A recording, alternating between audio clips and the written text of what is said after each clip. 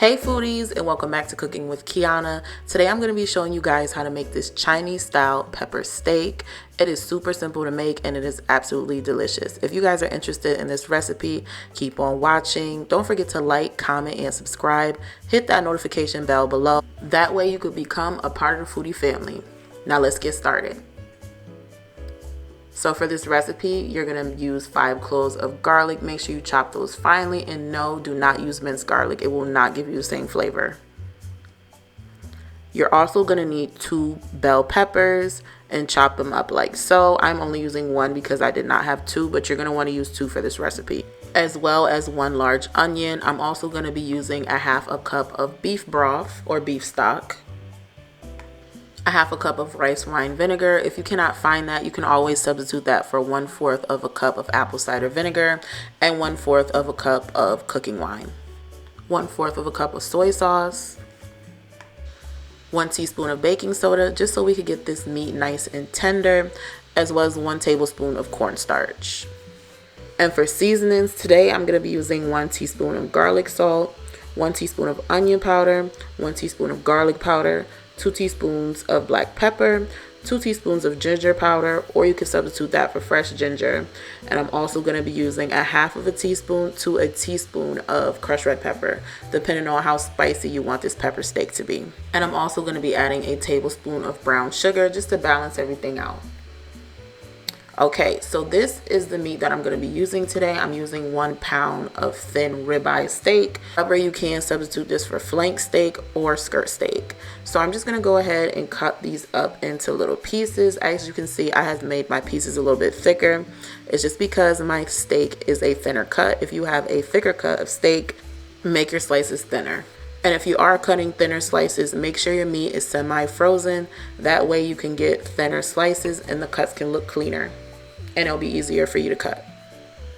Alright, so once you're done slicing your steak, we can move on to the tenderizing part.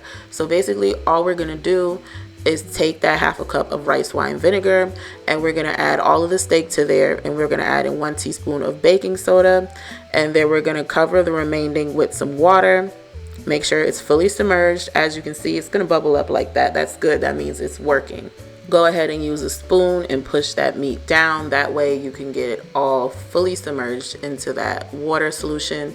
And what we're going to do is we're going to just put some saran wrap or foil on top, and we're going to let that sit for about 30 minutes. After 30 minutes, it should look a little bit something like this. Now what we're going to do is we're going to put it in the sink, and we're going to wash all of that stuff off because we don't want that on there. We don't want that taste on there. But as you can see, it has done its job. So just make sure you rinse all of that off. Pat that dry with a towel. Get rid of all that excess water. And now that it's nice and dry, we're going to add in all of those seasonings that I mentioned earlier. We're also going to add in the 5 cloves of garlic, the soy sauce, as well as the brown sugar. We're going to add in some cornstarch as well. And then we're going to add in that beef broth. Now go ahead and give that a good stir so everything is well combined. And obviously when you do this, you're going to use a bigger bowl so it would be easier for you to mix everything together.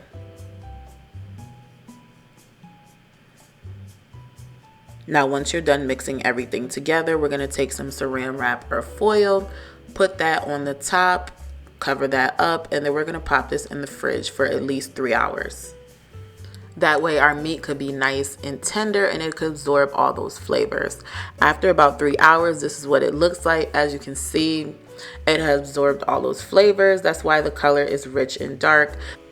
Now go ahead and add just the meat to your cast iron skillet, and we're going to cook this on a medium to high heat. That way our steak can get a good sear on it. So I'm going to go ahead and let this steak cook for about 5 minutes. Go ahead and keep stirring it. As you can see, it has already made a gravy. Go ahead and add in the rest of the gravy, and we're going to go ahead and stir that in. As you can see, our steak is glistening and it is looking how it is supposed to look. So now we're going to go ahead and add in our peppers and onions if you decide to use onions as well. And if you want to use scallions, you can add those in too right now.